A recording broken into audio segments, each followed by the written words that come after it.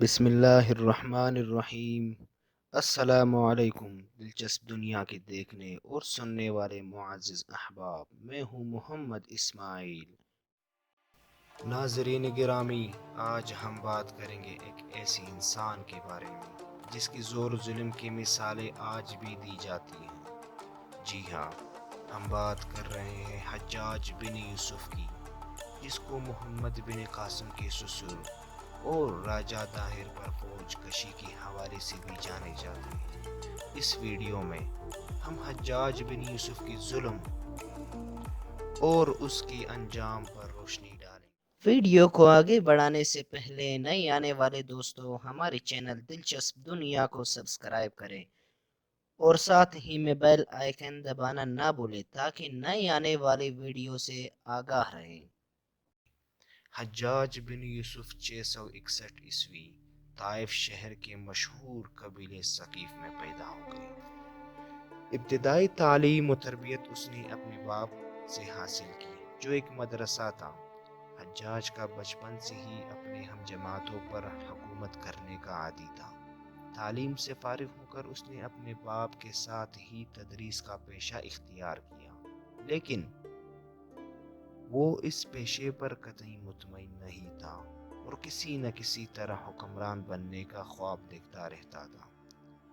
بالآخر وہ طائف چھوڑ کر دمشق پہنچا اور کسی نہ کسی طرح خلیفہ عبد المالک بن مروان کے وزیر کے ساتھ ملازمت اختیار کرنے میں کامیاب ہو گیا۔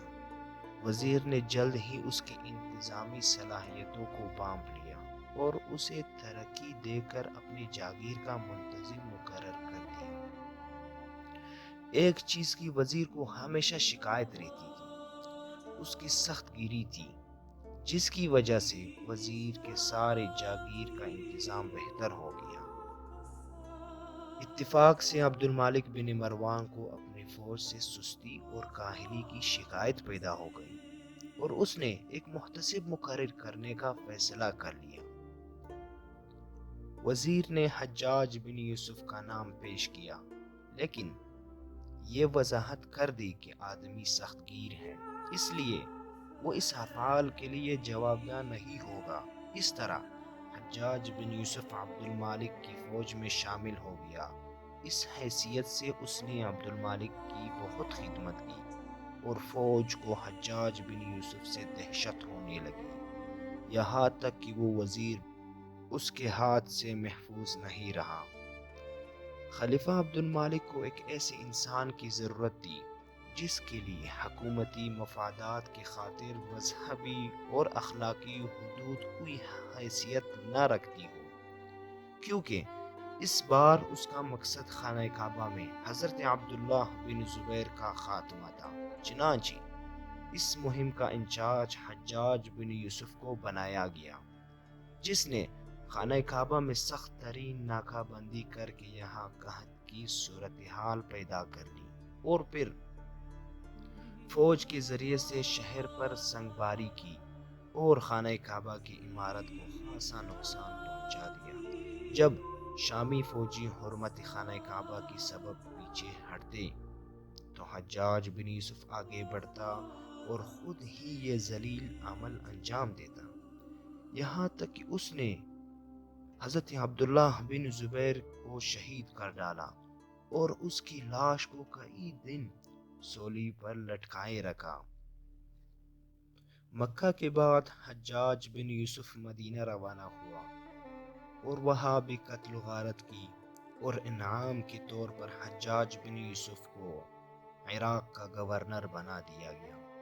یہاں حجاج نے ہر اس شخص کو قتل کروایا جس نے اس کے خلاف آواز اٹھائی، اور پھر حجاج بن یوسف کوفہ کی طرف روانہ ہوا اور وہاں مشہور صحابی رسول حضرت انس بن عبد المالک رضی اللہ تعالی عنہ کی شان میں گستاخی کی اور اس کے لڑکے کو بھی قتل کروا دیا۔ بعد میں خلیفہ کے غضبناک ہونے پر معافی بھی مانگی اور ہندوستان میں مسلمانوں کی پہلی حکومت بھی اسی نے قائم کی۔ حجاج سے قبل صرف غیر مسلموں سے ٹیکس حاصل کیا جاتا تھا، لیکن حجاج نے لوگوں کو تیزی سے مسلمان ہوتے دیکھ کر نیو مسلم سے بھی ٹیکس حاصل کی۔ حجاج کا من پسند سزا مرد اور عورتوں کو برہنہ یعنی ننگا کروا تھا، یہاں تک کہ بھائی اور بہن، بیٹا اور ماں کو بھی برہنہ بند کرواتا۔ ایک دور میں اس کی برہنہ قیدیوں کی تعداد 50,000 تک پہنچی تھی، جس میں 30,000 عورتیں تھیں۔ وہ عراق پر 20 برس حکومت کرنے کے بعد 53 سال کی عمر میں ایسا بیمار ہوا کہ اس کے پیٹ میں بے شمار کیڑے پیدا ہو گئے۔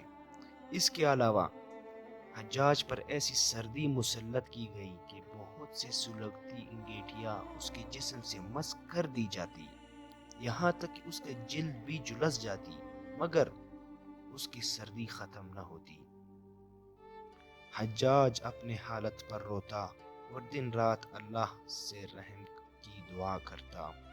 ایک دن حضرت بصری رحمت اللہ علیہ اس کی عیادت کے لیے تشریف لائے، جس پر حجاج نے اپنی تکلیفوں کا شکوہ کیا، جس پر حسن بصری رحمت اللہ علیہ نے ارشاد فرمایا کہ میں نے تجھ سے کہا تھا کہ نیکوکاروں کو مت ستاؤ، لیکن افسوس تم نے نہیں سنا۔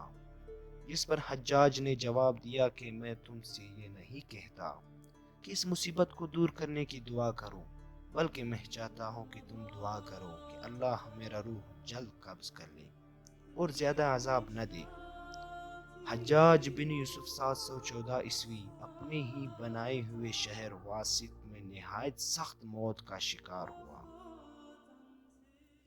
ویڈیو پسند آنے کی صورت میں لائک کریں اور کمنٹ باکس میں اپنے رائے ضرور دے دیں، تاکہ ہم آپ کے لیے اچھے اور نئے معلوماتی ویڈیوز لا سکیں۔ تب تک کے لیے اللہ حافظ۔